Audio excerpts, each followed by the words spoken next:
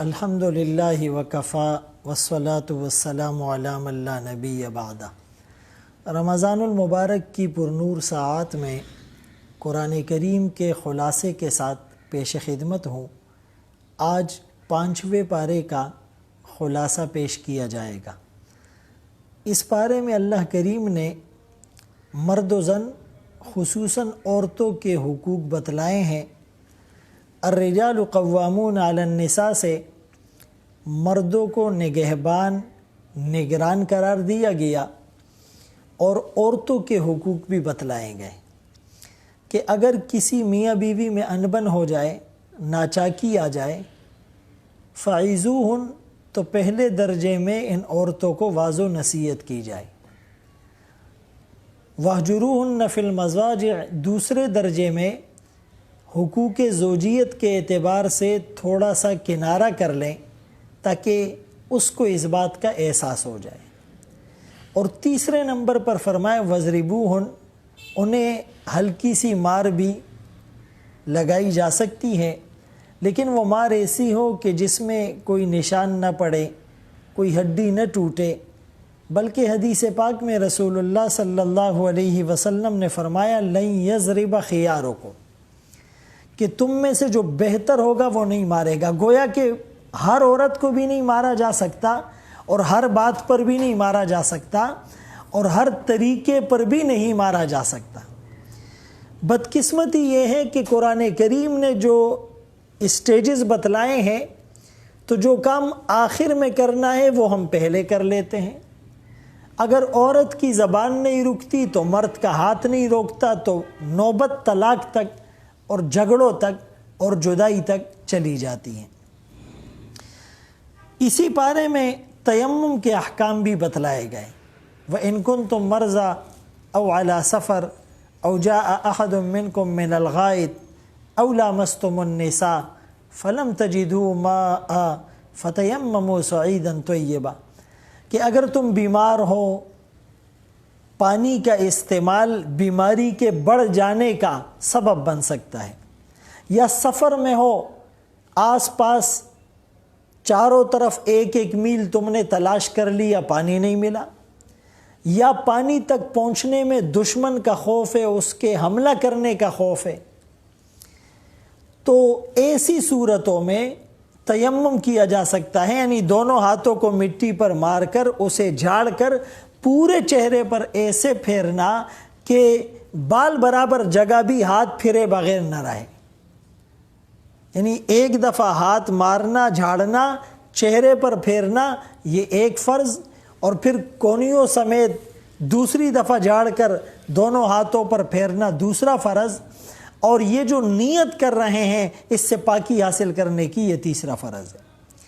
تیمم کے احکام کے ساتھ ساتھ جہاد کی ترغیب بھی دی گئی، جہاد کے احکامات بھی بتلائے گئے، اور یہ جو گواہی ہوتی ہے تو اس کی بھی ترغیب دی گئی ہے۔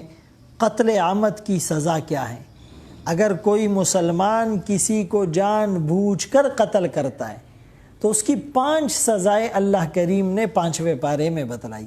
فجزاؤہ جہنم، اس کا ٹھکانہ جہنم ہے، خالداً فیہا، ہمیشہ اس میں رہے گا، غضب علیہ، اللہ کا غضب اس پر ہوگا، لعنہ، اللہ کی لعنت اس پر برسے گی، وَأَعَدَّ لَهُ عَذَابًا عَظِيمًا، اور اللہ نے اس کے لیے بہت بڑا عذاب تیار کر رکھا ہے۔ جسے اللہ بڑا کہیں وہ کتنا بڑا عذاب ہوگا۔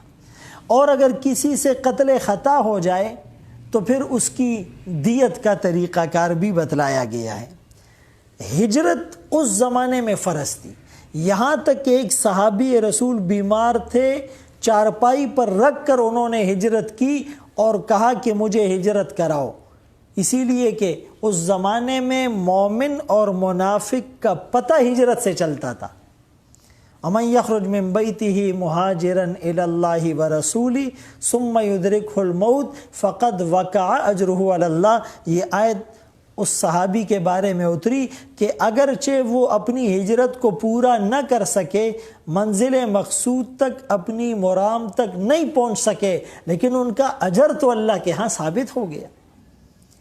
اور آج کے زمانے میں ظاہر ہجرت فرض نہیں ہے، لیکن حقیقی ہجرت تو آج بھی فرض ہے۔ اور حقیقی ہجرت کسے کہتے ہیں؟ حقیقی مہاجر کسے کہتے ہیں؟ جو ایک وطن کو چھوڑ کر دوسرے وطن چلا جائے؟ نہیں، حقیقی مہاجر تو وہ ہے المہاجر من ہجر الخطایا والذنوب، جو گناہوں کو چھوڑ دے، خطاؤں کو چھوڑ دے، نافرمانیوں کو چھوڑ دے۔ اسی پارے میں صلاۃ الخوف کا طریقہ بھی بتلایا گیا کہ اگر تم دشمن سے برسر پیکار ہو، میدان جہاد میں ہو اور میدان کارزار میں ہو، اور اگر تم سارے نماز میں مشغول اور منہمک ہو جاؤ گے تو دشمن تم پر اٹیک اور حملہ کر دے گا اور تمہاری جمعیت ٹوٹ جائے گی۔ تو ایسے موقع پر صلاۃ الخوف کا طریقہ بتلایا گیا کہ مسلمان 2 جماعتوں میں یا ضرورت کے مطابق کئی جماعتوں میں تقسیم ہو جائے، اور ایک جماعت کافروں سے لڑ رہی ہو، مسلمانوں کا دفاع کر رہی ہو، اور دوسری جماعت پیچھے نماز پڑھ رہی ہو، وہ امام کے ساتھ 1 رکعت پڑھ کر دشمن کے سامنے آ جائے اور دشمن کے سامنے کھڑے ہوئے جا کر امام کے ساتھ امام کی دوسری اور اپنی پہلی رکعت پوری کر لے۔ گویا کہ دونوں گروہ 1 رکعت امام کے ساتھ اور دوسری رکعت علیحدہ پڑھیں گے، جماعت کا ثواب انہیں مل جائے گا۔ اس پارے کے آخر میں منافقین کا انجام بد بتلایا گیا۔ ان المنافقین یخادعون اللہ وهو خادعهم، یہ منافق اللہ کو دھوکہ دینے کی کوشش کرتے ہیں۔ ایسا کیسے ممکن؟ منافقین کی نشانی حدیث میں فرمایا بات کرے تو جھوٹ بولے، وعدہ کرے تو خلاف ورزی کرے، امانت اس کے پاس رکھوائی جائے تو خیانت کرے، اذا خاصم فجرا، جب لڑائی جھگڑا کرتا ہے تو گالم گلوچ پر اتر آتا ہے۔ لیکن منافقین کی ایک بڑی نشانی قرآن کریم نے 5ویں پارے کے آخری رکوع میں بتلائی، اور وہ کیا ہے؟ اذا قاموا الی الصلاۃ قاموا کسالی، جب یہ نماز کے لیے کھڑے ہوتے سستی کے ساتھ کھڑے ہوتے، کمر ٹوٹی ہوئی ہوتی ہے اور چہرے پر بشاشت نہیں ہوتی، اور جلدی جلدی نماز پڑھتے ہیں، تعدیل ارکان کا خیال نہیں رکھتے، یراؤون الناس، پڑھتے بھی ہیں تو دکھلاوے کے لیے۔